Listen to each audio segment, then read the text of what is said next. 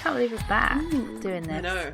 I haven't quite got into my. I'm not in the right headspace yet, but I'll get there. In your groove. Not in the groove. I've recorded one already. Yeah, So a video one, no feel less. prepped. I saw how I flustered know. you were at the beginning. No offense. I cut a load of it out. I was like, oh, the pressure. Do I need to turn myself up or down? Am I good volume-wise? No, I think you're okay. Am I okay? I don't have a dirty sock on mine, so... It's a fucking... Is mine alright? So glad you could join us today, Belle. So glad we rescheduled multiple times so that you could come. Yeah. Thank you so much. Thank you for accommodating. We could have had this recorded and edited out by now for our desperation. 2 days ago.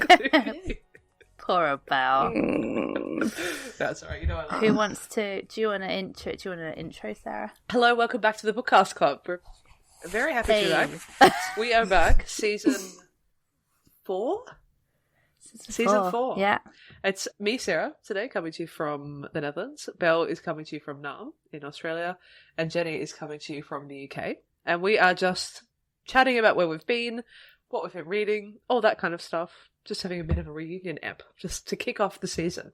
I mean, we haven't really seen you. We had a little prep sesh a couple of months ago now. But I mean, we've not really spoken to each other. We make it quite a point, I would say, not to speak between seasons. We don't speak between seasons. It is true. We've well and truly had enough of each other. It is true that by the time the season's finished, it's not that I don't like you guys any less, but we're over the podcast. We see each other a lot. It's like Zoom fatigue when COVID was happening. And everybody was doing like quizzes and chatting on Zoom, and you were like, yeah, okay, I'm fed up of doing this now. We love each other dearly, but we're definitely ready for the season to end by the time it comes. Yeah, it feels like it's sort of 3 days after Christmas. That's the feeling. We are like, all right. Yes, pack it all up. It is. We're done. It's exactly that week between Christmas and New Year. That is the vibe. Pack this shit up. Oh, but it's nice to be back. And the logistics of getting it all together today has been quite hilarious. Yeah, Apologies. Managed to do it. All my fault. That's all right. You are absolutely fine. Belle, what time is it with you right now? 6:44 a.m. It's alright. It's okay. That was Belle's idea. Rather you than me. That was my idea. Yeah, it's 9:45 p.m. for me. Yeah, it's 8:45 here. Yeah. So Apologies. This is just to give the listener an idea of the logistics that we have to deal with. Me and Belle were messaging each other trying to arrange a recording date in November. Honestly, it blows my mind every single time. But this was like trying to work out what happens when Belle's clocks go forward, ours go back. I did use a website. How do we end up 11 hours ahead? I used a website and it lied to me. It was like 6 a.m. and so I was like, hey Jen, just so you know, you've asked me to come on at 6 a.m. and she's like, I was like, okay. Yeah, I actually thought it was 6 o'clock. I always use Meeting Planner. Alrighty. Okay. Are you looking at what notes are Sorry. you looking at? Sorry, I Shuffling your notes. No, I just remembered I've got to send it. Newsreader. I just remembered I've got to send an email after this. I was going to write it down. Okay. Oh dear. Sorry. It's an email I've written. Let's pop that there. This is just a bit of personal note taking. I thought you prepared little cue cards. Just speak to the camera.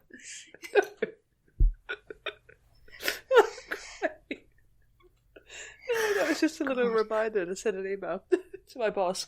I feel like this happens every time we do this when we start recording a new season. We just completely like leave the plot in the first episode. We'll press record 35 seconds in, Jen. That's your fault. So welcome everyone. Let's talk about what we've been doing the last couple of months and what we've been reading. Let's get straight into it. Why not? I want to hear what you two have been up to. Oh. Because like we said, we don't talk to each other off season, so I have no idea how your summers have been. You've been in Australia. Right, Sarah. Yes. I mean, you've been back and forth. I have been back You're and very forth. confused about where you are. I know. I'm also confused, and everyone hates it. I now actually have to send my colleagues like calendar invites to when I move back and forth because like a permanent out of office. It says. Sarah I'm is in in the Australia Netherlands right now. Hopefully, it will settle down next year. But yes, I've been back and forth a lot.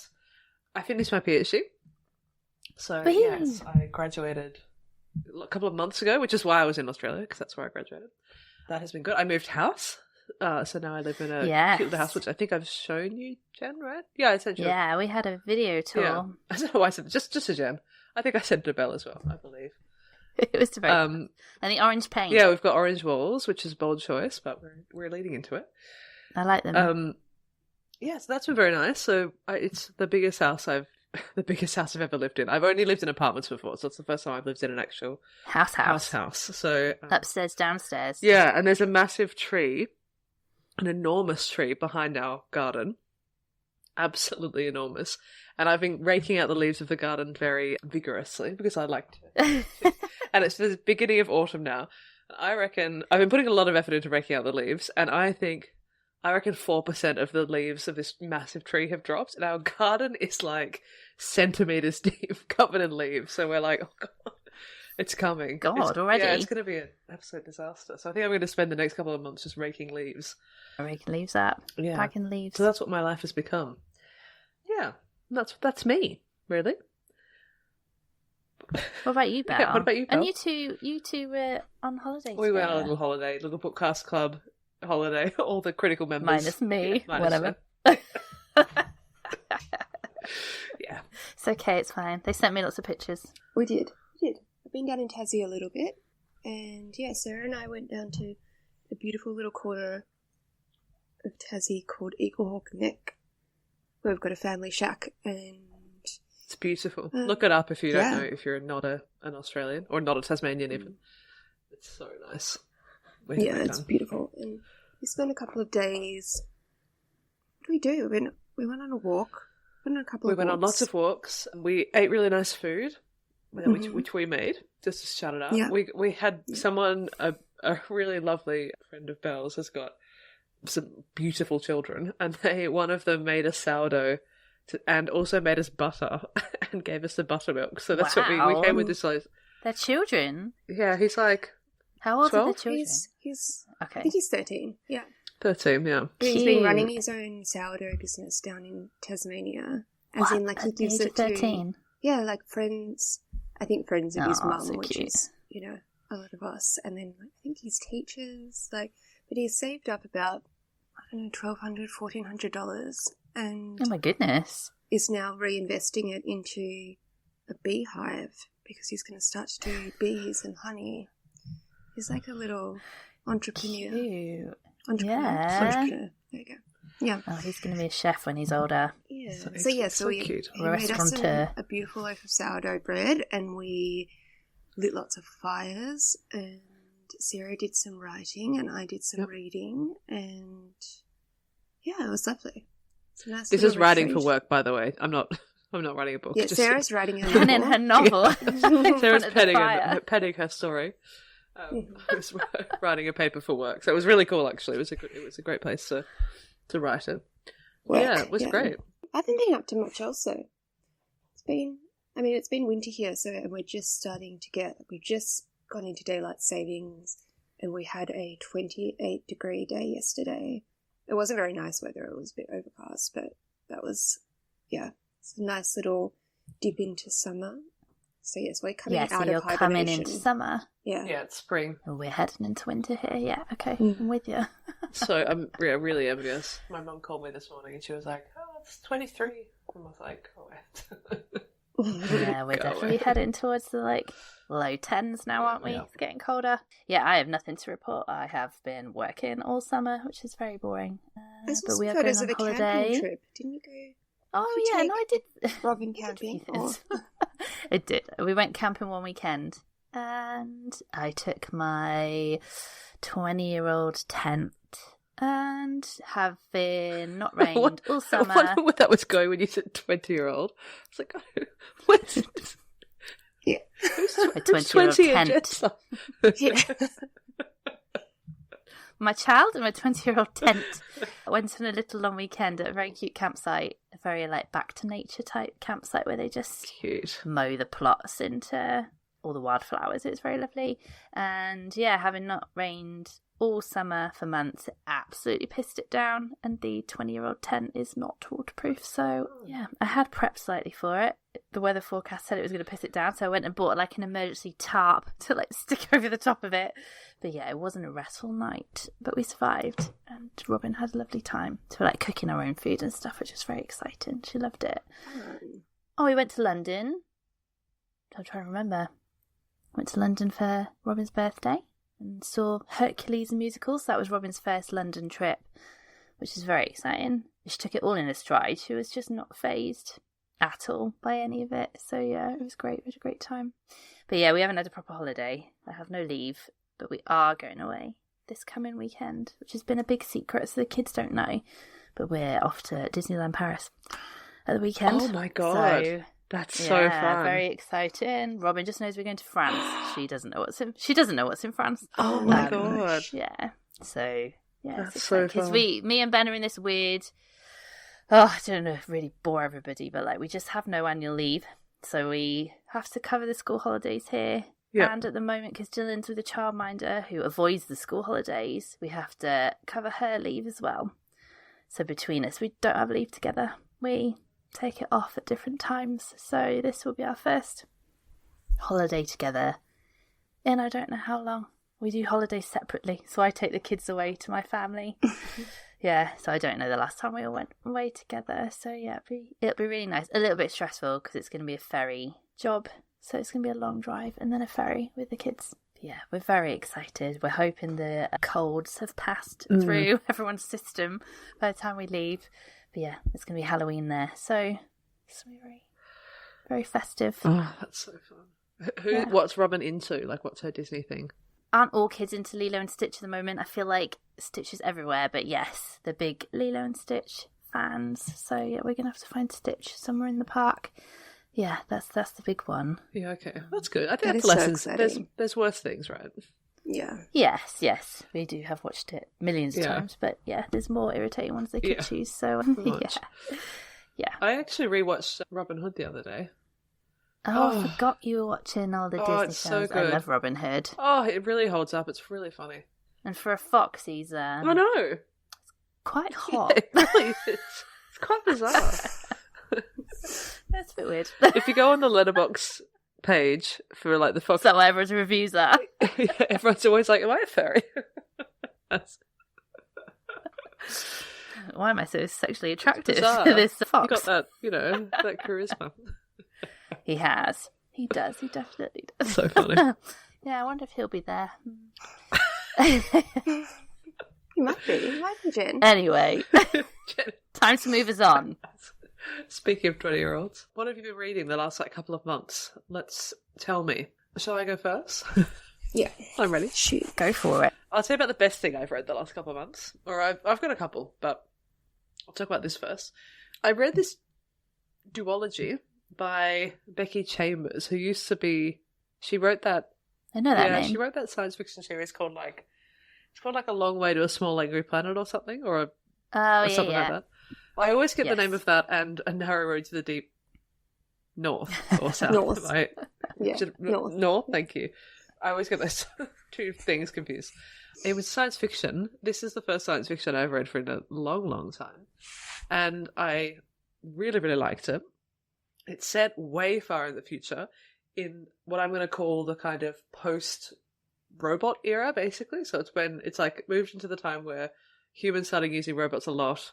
And then it's realised that was a bad idea. And now it's gone into a kind of more archaic way of living, way less technical than we use now. And they talk about the robot age where everything was done using robotics and all that kind of stuff.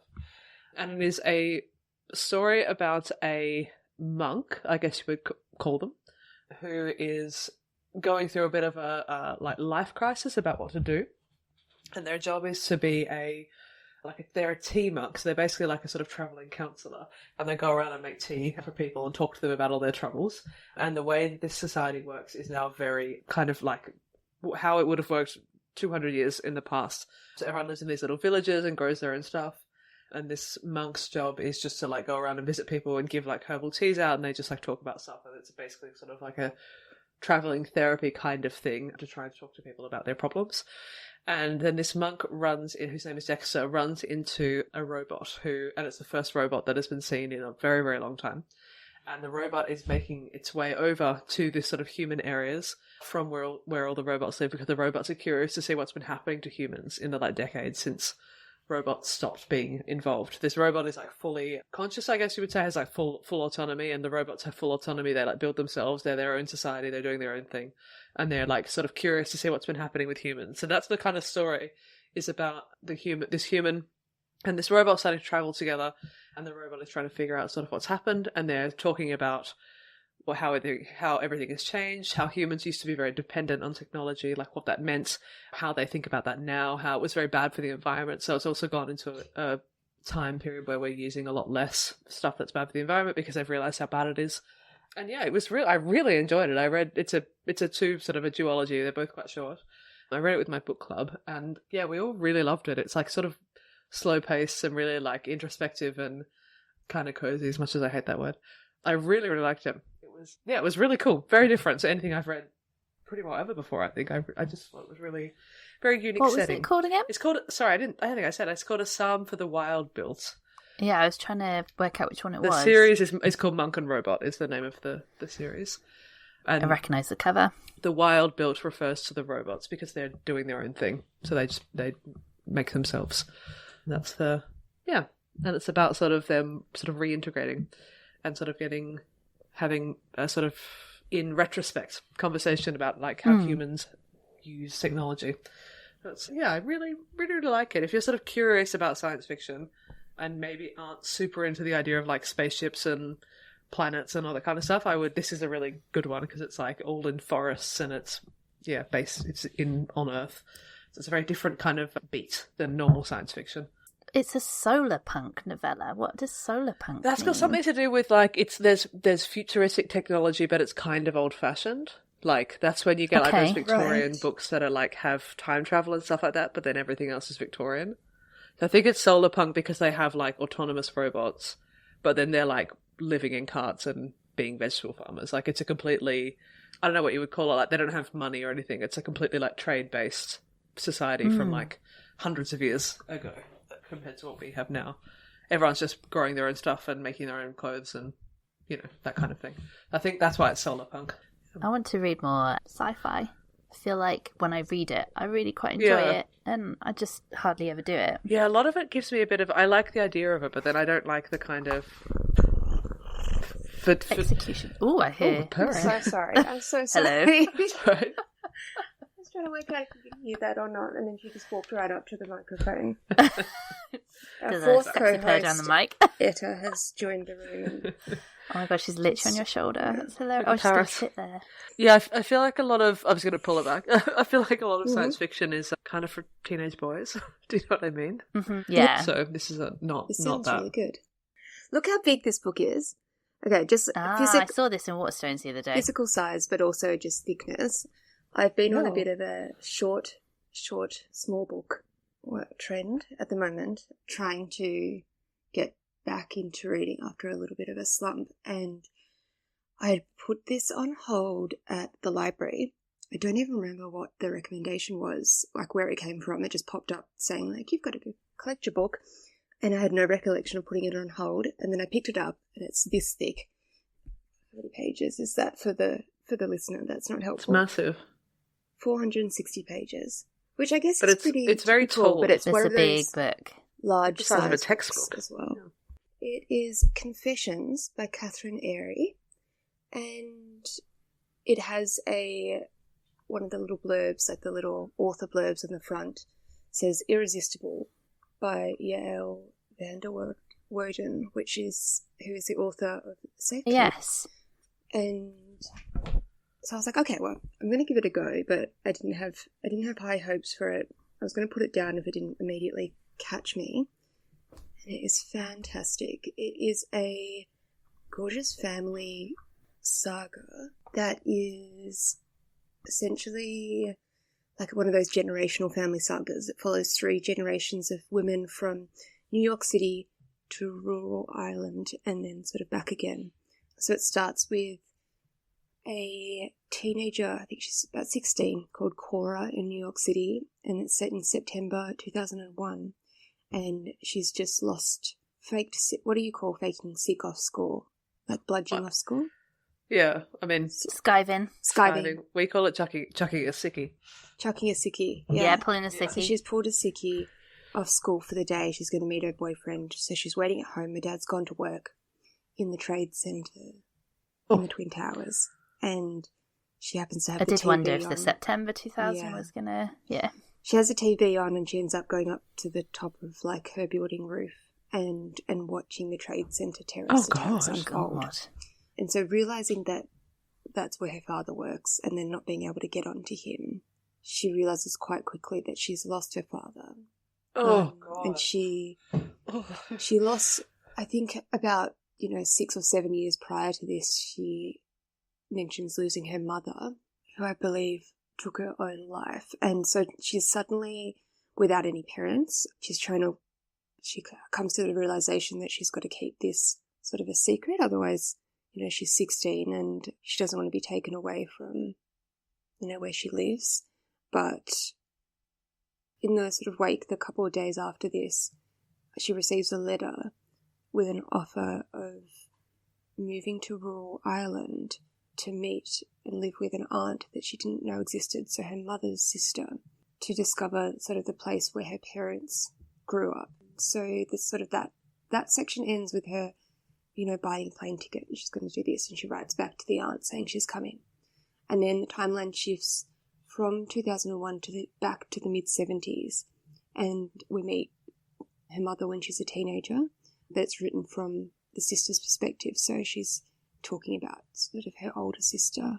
Yeah, some things unfold, and I can't really say much more without spoiling the whole plot of the book, but yeah, just another brilliant novel that I was blown away when I realised it was a debut novel as well. I've just seen it, so debut. Yeah. It sounds really good. Superbly written, really complex timeline, and the characters and their relationships are built with such sort of like depth and intensity, and that's what really propels the story. It sounds good. I don't think I can read this, but it sounds really good. And there definitely some trigger. There's a lot of, death of parents, sort of suicide. There's definitely some really difficult themes. There's sort of, I guess, forced adoption sort of theme in there as well, and some substance abuse. It's, it's not clean. It's at times quite devastating, but it's like a really beautiful story of a family. I have been doing a lot of mood reading, which I've quite enjoyed, and making the most of the Libby app and the audiobooks that have come through. We've got to make use of that Kobo colour. I think we might not probably didn't, the listener probably didn't hear this, but Jenny and Belle. Oh no, we didn't record in time. They've both recently invested in the Kobo colour, so mine, so I can read the library books. I did campaign that we should use the podcast budget to give me one. Yeah, Sarah needs one now. Yeah, I love it. And I have been getting some, ebooks from the library, which is great because I've never been able to do that on my previous Kobo. And my Kindle, my ancient Kindle. So yeah, it's been very exciting. But yeah, I've also learned how to work Libby. I think I always just used to go in Libby and be like, oh my God, it's like a 16-week waiting list. I'm not going to do that. But yeah, Sarah from Your True Shelf has been on the pod a lot and is on our next episode. She kind of taught me the system. She was like, you don't just go for the big titles, you look through everything, and then there'll be some that are available now while you're waiting. And I was like a library. Yeah, like a library. I was like, oh, it works just like the physical books. Yeah, so a few I have read some middling books, and then I've read some really good ones, but I mean, they're not groundbreaking. They're ones that everybody talked about loads years ago, right? So I listened to I'm Glad My Mom Died by Jeanette McCurdy, which I really, really loved. Yeah, I feel like that was a big memoir on BookTube, probably 3 years ago or something. And it is great. It's very funny. And it's about Jeanette McCurdy, who was on iCarly, which I never saw. I'm too old. Was she on that with the name? I didn't know this. Glinda. Ariana Grande. Was she on that? Are you talking about Ariana Grande? She definitely. Yeah, she definitely talks about it. iCarly. She definitely talks about her, so I'm assuming like maybe they did some episodes. Program. I think they did some crossover. Yeah, or she a was different program together. Else. Yeah. Or maybe is Ariana Grande the main character in iCarly? No, No. Okay, they're in a TV program together at some point, I think. Oh, she is. There was this is what I remember from babysitting, like kids watching it. It was called Cat and Sam, I think. Yeah. So I think she's Sam, as in Ariana Grande's Cat, and she's from another TV show, and then they put those two together. I just realised I was thinking of iJustine, that YouTuber from like 2005 who would unbox iPhones. iJustine. Oh, wow. Anyway, iCarly. That's iCarly was the Nickelodeon. Was it Nickelodeon, wasn't it? Yeah. Okay. Nickelodeon show. Yeah, one of those, isn't it? That or Disney. I think they're both. So I think she started the on same. That was like her when she was young, and then maybe they did the Cat and Sam, like the Ariana Grande show when she was a bit. She definitely talks about Ariana Grande when she's like starting to break out as a like music artist. But the book is about her mum and her mum's abusive relationship. But it's way more complex than just having an abusive mother, because she's not overtly abusive and she loved her an awful lot. But as she's recounting her like childhood and her upbringing, you're like, oh, it's not great. She's very manipulative. I really enjoyed it. Big trigger warnings for eating disorders, because that's the kind of main abuse of her mother's, was to essentially get her to restrict her calories from a very, very young age. So she struggled a lot with bulimia. Yeah, down to her mum. So like listening to it as an adult, you're like, oh, this is insane. But it's great, and they're making it into a TV series, which I don't quite know how they're going to do. It's going to be quite a tough watch, I think. With Jennifer Aniston's going to play the mum. So yeah, I listened to that way behind everybody else who loved it about 3 years ago. What else did I read? Oh, I read The Dutch House by Anne Patchett, which Chris will be glad to hear if he's listening, because he loves Anne Patchett, and I was always like, yeah, I've never read anything by her. But I read The Dutch House. I've been taking part in TBR Spin, Sarah Freshley's TBR Spin, and that was one of the books that I've owned for ages. And yeah, I really loved it. I read it about the same time as The Safe Keep, so I do get the two slightly confuddled because they're both about a house.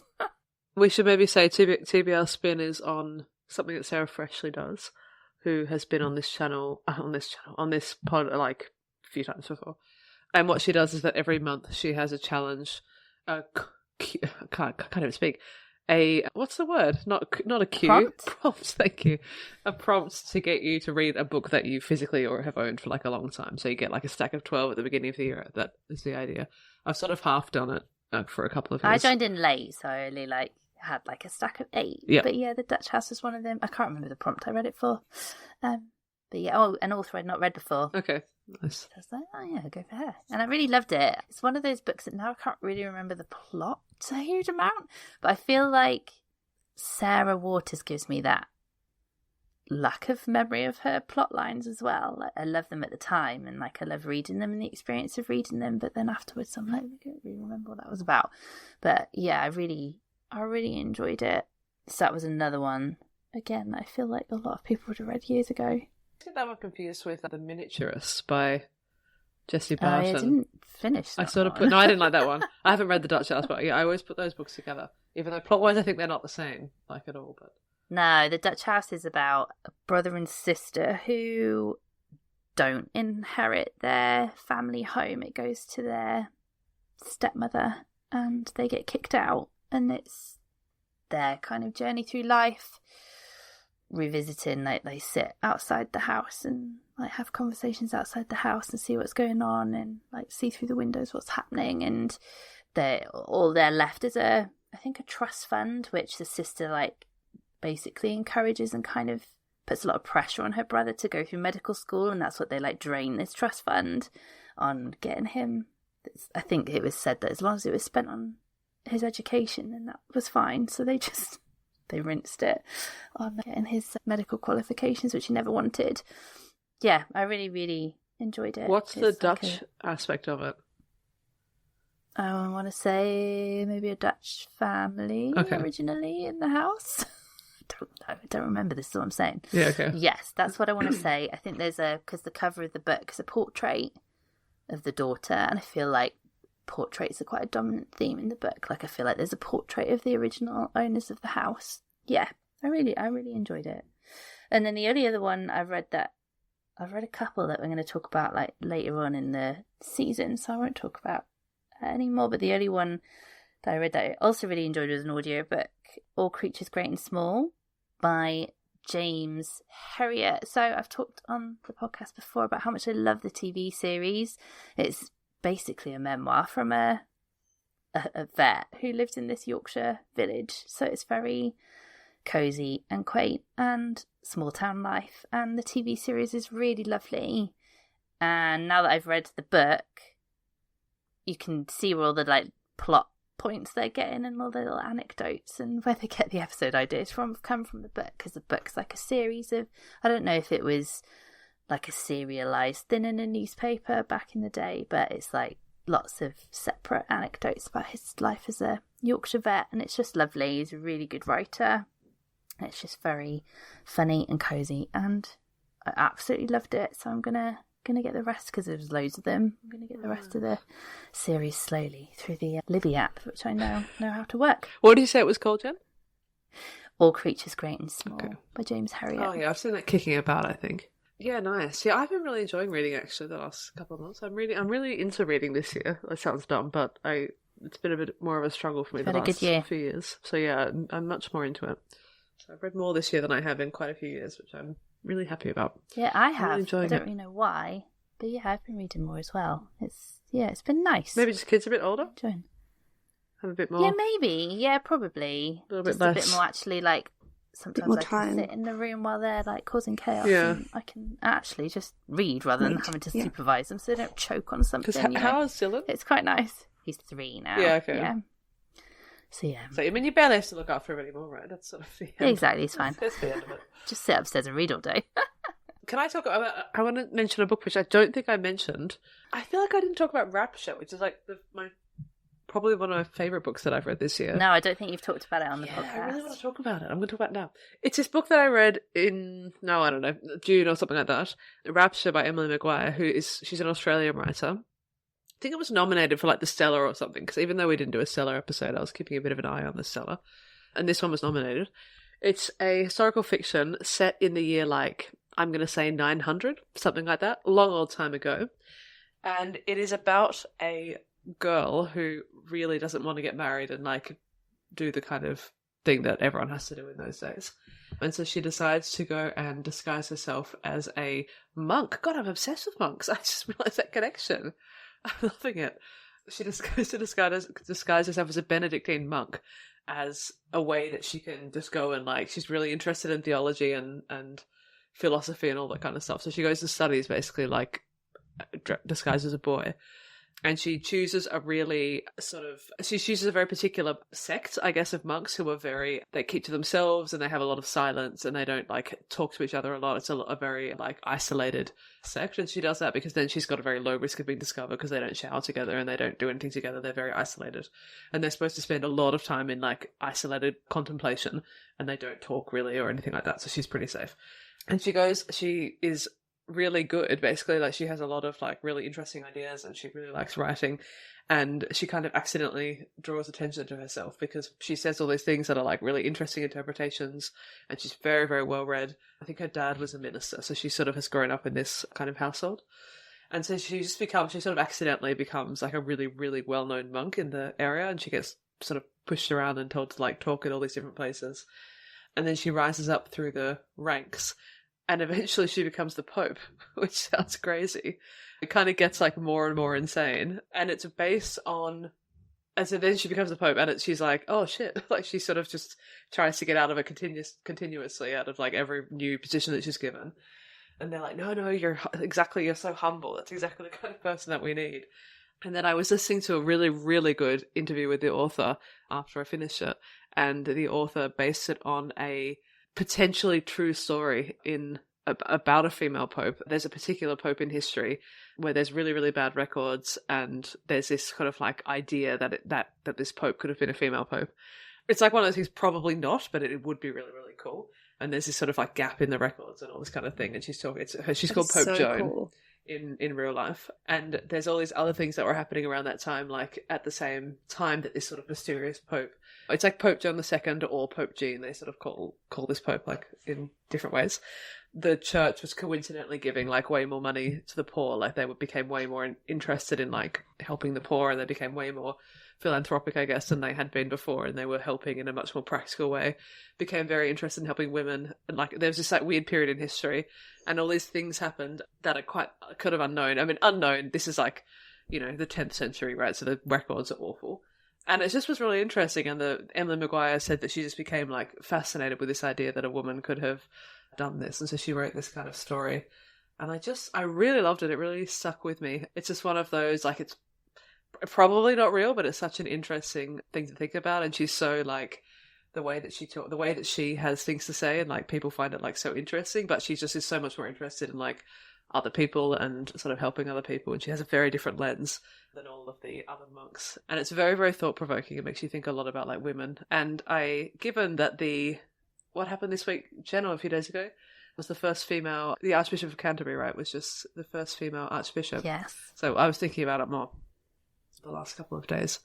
But she has a lot of I don't know loads about the new Archbishop, but I read a little bit about it, and she seems to be, it just kind of reminded me, she's like very progressive, and she thinks a lot about like other people, and she was talking a lot about like Palestine and stuff in her sort of opening talks. So it just reminded me very much of this book. So yeah, that was Rapture by Emily Maguire, and I really loved it. It's really stayed with me in the like 6 months. I think it's been months since I read it. I remember it really well. Thought it was great. Yeah, that one sounds great. The cover's really, I love a cover. Yeah, it's kind of a you cover, Jen. Beautiful cover. Yeah. Make this wallpaper in your house. Yeah, it's on paper on my walls, isn't it? Yeah, it's lovely. That sounds fantastic. It sounds believable. Yeah, it's believable in a way that you want to, like, you want it to be true. I read all about her afterwards. It probably isn't, I think it probably isn't true. It's probably the general idea, but I just really like the idea of it being true. It was really cool. So, yeah, just make another note under my note to send an email. We can put the interview in the show notes for anyone who wants to listen. It was really good. Well, do we want to talk about Patreon? Oh, yeah, please. Let's talk about Patreon. And connect it to the episode naturally. Let's connect it to the episode. I love these ChatGPT. Keep it casual. My favourite actually is what I hope is going to come at the very end of the podcast. It's suggestions about an example closing. Oh, okay, I would definitely say at the end. Yeah, please do. I edit a lot of the things that it spits out, but see if you can pick it up. If this makes it in, listeners, see if you can pick up. Oh yeah, see if very tell us natural if you spot it. closing line. Oh my god, please do that. The context is that Jen used ChatGPT to make our episode outline today, and it's quite comprehensive, and we haven't. Well, I'm looking at it now. I don't think I've done. It's 4 pages, and I don't think I've done any of it. I've maybe done one. No, you have. You stuck to the vague outline of it, but I did the warm it will greeting. bullet point like every single point that you need to make. Yeah. So we just closed the Patreon poll, right? Should we talk? Can I say what that is? Yeah, why not? I think you better say. Go for it. I'll take. Okay, well, first of all, I'll start by saying we have a Patreon. If you're new here and you like the sound of everything you've heard so far, then I'm sure you do. You can hear more. I'd say this episode's probably as close to the Patreon episodes as it kind of gets these days, actually, as more talking about like recent reads and current reads and our kind of bizarre conversations we end up having. They tend to be captured in Patreon in our bonus episodes. Our bonus content is open to basically everybody. We kind of have a pay what you can sort of thing. So it starts at £2, whatever that converts into. It's £2 a month. $50. And you can access all our bonus episodes. If we ever run ads on the podcast, I don't know that we will. We might do one day. They will be ad-free in Patreon. We have a close friends feed on Instagram, which is where the picture of Robin in the tent popped up, because I was like sat on her tiny little desk planning out the podcast episode just sad. On the smallest chair ever with my like knees up to my chin. Yeah, so stuff like that. We put stuff like that on there. We are going to do a book club this season. We've talked about this for ages. I think none of us could be bothered to work out the logistics of how it was going to happen. We were requested it, to be fair. And we were like... Yeah, we've been asked to do it. Sounds really hard. Like I've wanted to do it, but Oh, sorry. I mean, Jen wanted to do it desperately. I didn't. Sarah was completely opposed to the idea. No, as we've alluded to, it's not that easy to record this podcast. We're on different sides of the planet, and so for us, running a book club needs to translate into content as well for the podcast. So we have worked out how we will run a run a book club with our patrons that we can also use as an episode of the pod. I've worked it all out. There's this software you use on YouTube. We can get, if they want to come on camera, patrons to join us and speak on camera, or they can just do little comments in the chat. And the book that's been chosen, which was Belle's nomination, was The Lamb by Lucy Rose. Lucy Rose, right? Yeah, she's got it there. I like the cover of this one as well. Yeah. Do you think you could tell us about the plot? This is the one where I paid $34.99. Hope it's worth it. Yeah, do you want me to read? Shall I read the blurb? I've not read it yet. A folktale, a horror story, a love story, an enchantment. Margot and Mama have lived by the forest since Margot can remember. When Margot isn't at school, they spend quiet days together in their cottage, waiting for strangers to knock on the door. Strays, Mama calls them. Mama loves the strays. She feeds them wine, keeps them warm. Then she satisfies her burning appetite by picking apart their bodies. But Mama's want is stronger than her hunger sometimes, and when a white-toothed stray named Eden turns up in the heart of a snowstorm, little Margot must make a bid for freedom. In this tender coming-of-age tale, Lucy Rose explores how women swallow their animal instincts and wrings the relationships between mother and daughter until blood drips from it. Are you ready for this one, Sarah? That is called The Lamb. Yeah. Sarah's face. Yeah, I hadn't quite taken in the blurb of this. Yeah, Sarah's making very unconvincing faces. And the colour is is horror? beautiful. I feel like I've come across... Yeah, it is beautiful. I feel like I've come across this one, which makes me think maybe I've seen it pop up on like horror review channels. Oh. Yeah, I think a little bit. Some of the little quotes say, deliciously dark and shockingly bold, an unforgettable, nightmarish tale. I ate it all up. A new generation of literary horror begins with Lucy Rose. It sounds like all I can compare it to is like Mother Thing that I really enjoyed. Yeah, that's what I was thinking. Yeah. Like Night Bitch and those kind Yeah, of sorry, Night kind Bitch, of that's what I was books. thinking of. That's Yeah, I think so as well. It says, although Sarah, vibes. it says, if you think you might be too squeamish for a book about cannibals, think again. So, maybe... Intriguing. I don't know. So yeah, thanks to the people. I'm very excited. Yeah, thanks for that. Thank you, Push Sarah guys. out of her comfort zone. You guys, Jenny and I are very excited. I get scared. This is horrible. So that's our Patreon book club, and if you would like to sign up to our Patreon, the link will be in the show notes. We encourage you to do so. You can have a free trial as well, so actually you could join and listen to everything and then leave sharpish if you like. But yeah, we'd love to see you there. Please, yes, agree. Very much. Agree. Come and join us on this I'll third that. lovely book club. I was about to say something else. Yeah. Please. I'm very excited about it. Shall we talk about the upcoming season? I've removed the tab from my screen, but goal for this segment, thanks ChatGPT, is build excitement for what's to come. Oh, I'm so excited. I need to build my own excitement. I started doing something accidentally. I'm getting a little stressed already. Oh, Jen. What have we got in store for this upcoming season? I personally am very excited to only read spooky books this month in I've been anticipation. on a spooky book. I'm ready. Yeah. So Jen and I are going to do another spooky book, horror, spooky, Halloween-y episode. Belle's journey continues. Year 2. Yeah. Belle trying to find I'm books that she likes, to hear basically. How it's going. I feel like you need to come here one autumn season, Belle. Sure. Just to say. I don't know, for the vibes, I think you'd like it. Just for the vibes? Just Spooky on vibes. this pursuit of getting a horror book, I think you should do it. I think I need to, This part of because the it world. does. We're coming into summer in spooky Yeah, that's season I in think Australia. that It's might very be spooky. Yeah. Yeah, because you're very No. affected by the sort of the seasons and the ambiance. yeah, you are. So I think maybe that might be a significant problem in your Okay, quest. maybe that's my issue. So should I just move in with yeah, I you think for the so. month of October, maybe? Yeah. I could just come over now. Yeah. We're already 6 Maybe days not, in. maybe living next the year. attic. I could book a flight. Yeah, I genuinely think you should. We'll Anyway. see. We'll test it one more. I'll do one more Australian October. Oh, yeah. Yeah, then shift. And then I'll Yeah. quit. What else have we got? We've got, Jen, you're going to do a reading challenges episode Yeah. with Sarah. I've already recorded it. Yeah, I'm excited to listen to that. But yeah, well, the main exciting thing about that episode is that because Sarah is a YouTuber, her This is not me. YouTube channel is... No, it's very confusing. Me Yeah. and Sarah do refer to how confusing the Sarah situation is. Also, there are so many Sarahs involved with this podcast. It's We insane. talk about Too Sarah many freshly. Sarahs. It's like, Yeah. it's too many Sarahs. I think there are 3 guest Sarahs, right? Yeah, Yeah. we've had loads of Sarahs on this Just- podcast. At some stage, there were two Yeah, host it's nuts. Sarahs as well. Which Two I hosts think of was a Sarah, bit we've had- There were much. 2 host Sarahs at one point. Yeah, lots of Sarahs. But me and Sarah from Your True Shelf talk reading challenges, but specifically Herriot, which is the hardest reading challenge you'll ever do, which I think Sarah's also doing. I am, How is yeah. Sarah? I got into it randomly. Yeah, Sarah Freshly I'm actually into got me it. into it.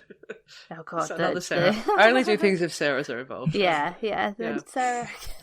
God, stop saying Sarah. Yeah, Freshly got me into it. I'm doing it. It's pretty Okay, Sarah, insane. stop It's now. really fun Sarah. Yeah. though. Sorry.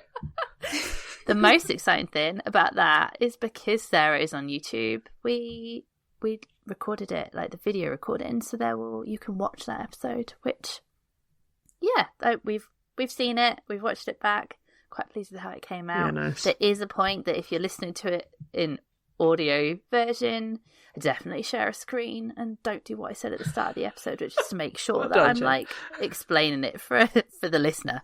So yeah, you might have to go and watch that section of it. But yeah, that was fun to do it for YouTube. So yeah, you're gonna be able to watch that episode. And you get to see what Jenny's face looks like. You also get to see Oh, what I Sarah have looks been on like YouTube as well. before. But, I'm gonna have to try and link it to my old account. Yeah. Yeah, because Sarah, oh my god, Your True Shelf Sarah was like, oh, I don't know what Sarah looks like. Aussie Sarah. I was like, oh yeah, no, you wouldn't, would you? You said So, she's yeah, very it's all a bit attractive. weird. That's what you She's very said? attractive. Well, She's beautiful. That's why we don't I Okay. went to catch up with you, Jenny, in the UK and realised on the way there that I'd never seen you in person and that Oh, I actually had you no never see idea my face. yeah, who I was looking for. No idea what I look like. I described you to Belle. I wish I could remember what I said, but I said something like, she's taller than Oh, God. you think. She's Taller than you think. Be ready. Because we sit down all the time. You never know how tall anyone is. Anyway, moving on. What else are we talking We have about? the book club with the patrons, which we've just talked about. That's going to be very exciting. And again, I think, Jen, you're going to do a bit of a spicy romance episode. Oh, yeah. So me and Millie, who's been on the podcast before, are going to, between her and I, we've read a lot of the Laurie Gilmore books now. Not because I particularly love them, but yeah, they just Well, Jen, keep my reading them. go-to, like, easy reads. So yeah, we're going to talk about her books and just the rise of, like, spicy, erotic romance in, like, mainstream books now. Thanks to TikTok. I sent you guys the photo of, I was, like, luckily, I always look at the children's book section in secondhand shops and op shops. This is an odd and- segue. Yeah, yeah. Where's this going? I like to find old Enid Blytons and etc.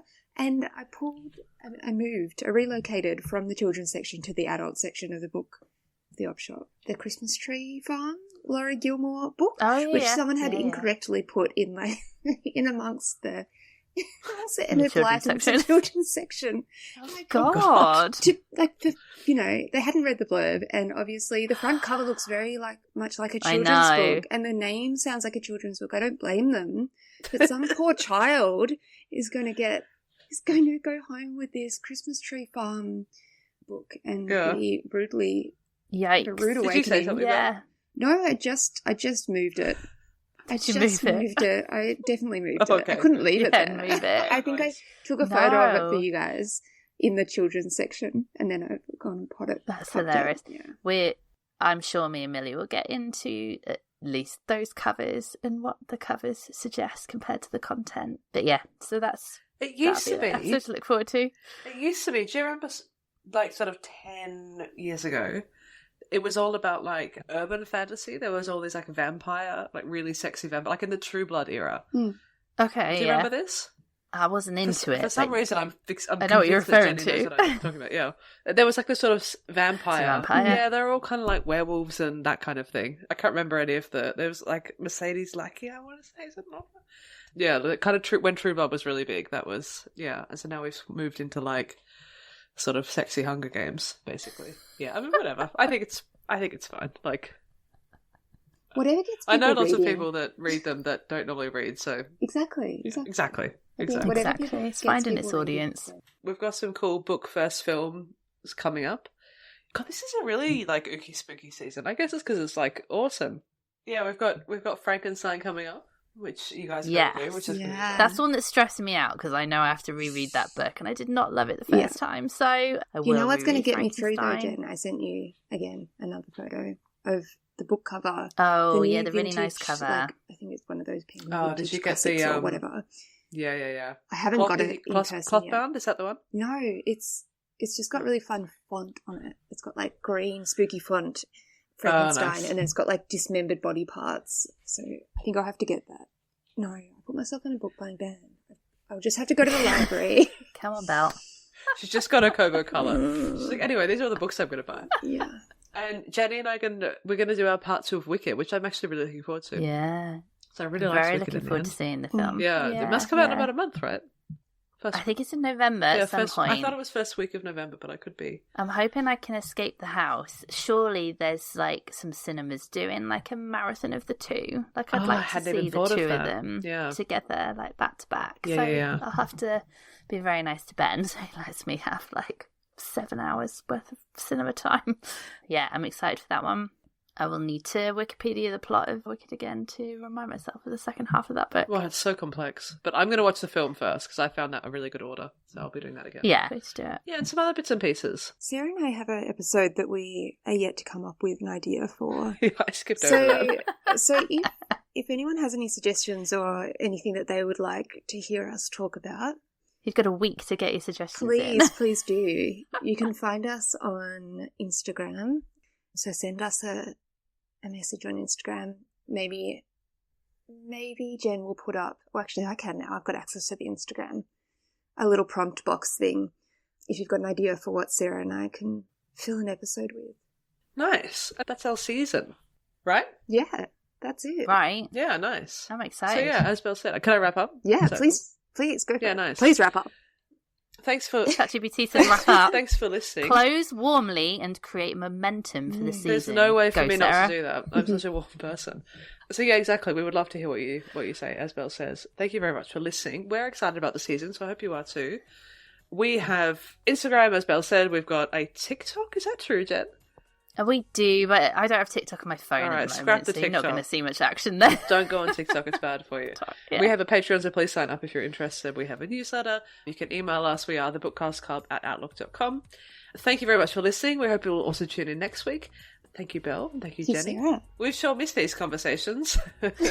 And we can't wait to spend another season in your ears. Until next time, keep reading. Very natural. Beautiful. Goodbye. Bye. Oh, it's so funny.